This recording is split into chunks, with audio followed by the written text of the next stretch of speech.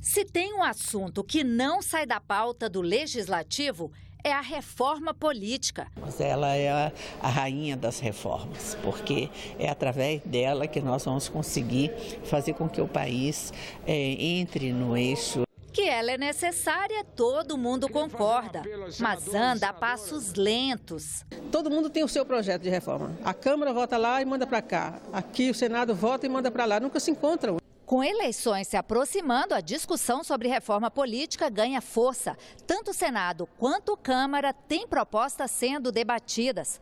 Pela Constituição, novas regras eleitorais têm de ser aprovadas com 1 ano de antecedência.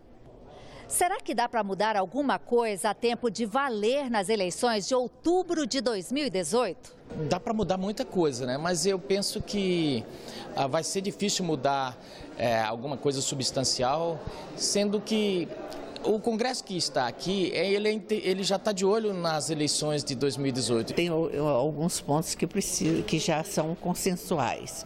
Por exemplo, a cláusula de barreira, evitando esse número excessivo de partidos. Segundo, a coligação proporcional, que eu acho que também já tem um consenso nessa direção. O fim das coligações nas eleições proporcionais e a cláusula de barreira já foram aprovados pelo Senado e aguardam decisão da Câmara. Com a cláusula de barreira, os partidos só terão direito a recursos do fundo partidário e tempo de rádio e TV se conseguirem garantir, em 2018, pelo menos 2% dos votos válidos nas eleições para a Câmara, em pelo menos 14 estados.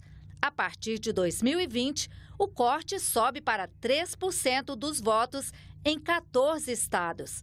O fim das coligações nas eleições para deputados e vereadores impedirá alianças entre partidos, que hoje facilitam a eleição de candidatos com poucos votos. Já aconteceu no estado de São Paulo, eleger deputado federal com 2, 3 mil votos e alguém que teve mais de 100 mil votos ficar fora. Eu sou favorável ao fim das coligações porque eu acho que os partidos têm... a coligação é a eleição proporcional que define o tamanho dos partidos, a consistência dos partidos.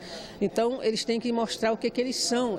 Pelo sistema proporcional, os votos para deputados federais, estaduais e vereadores vão para os partidos e coligações e não para o candidato.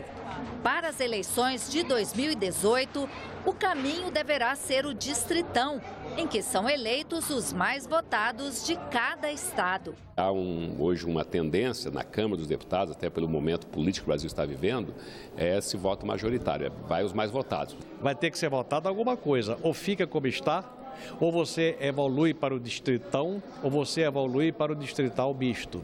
Então, um dos 3 modelos vai ser apreciado e vai ser votado. Por convicção, acho que nós devemos fazer o voto distrital misto. Mas a própria Corte Suprema da Justiça Eleitoral diz que não tem condições de apresentar nesse momento ainda os distritos. Portanto, nós vamos aprovar esse distritão, ou seja, esse voto majoritário temporário, para uma transição apenas, mas já vinculado aqui no Senado. Se não vier assim da Câmara, nós vamos incluir aqui no Senado já a vinculação ao voto distrital para as próximas eleições. Já o financiamento de campanhas ainda é um desafio. O que não pode é ficar do jeito que está. Não é público nem privado, mas o dinheiro aparece. E de onde que aparece esse dinheiro? O texto que está na Câmara mantém as doações por pessoas físicas até 10% do rendimento declarado no imposto de renda e prevê a criação de um fundo com dinheiro público para financiar as eleições.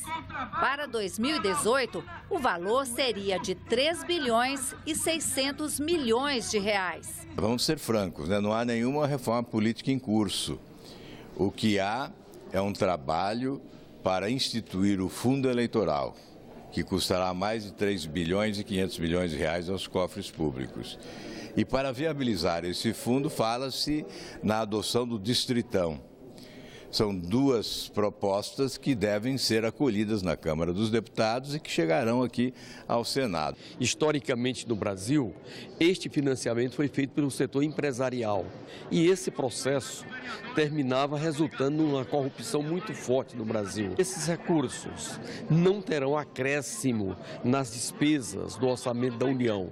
Vamos cancelar as emendas parlamentares de bancada impositivas que no exercício de 2017 soma em torno de 5 bilhões e 100 milhões de reais e transferir desse montante 3 bilhões e 600 para a eleição de 2018. É que se crie uma cesta daquilo que já é gasto com a política brasileira, que já está no orçamento, que já está como despesa obrigatória. E não se crie uma nova despesa tirando dinheiro da saúde e da educação. Isso eu vou defender em qualquer lugar porque é uma questão de convicção.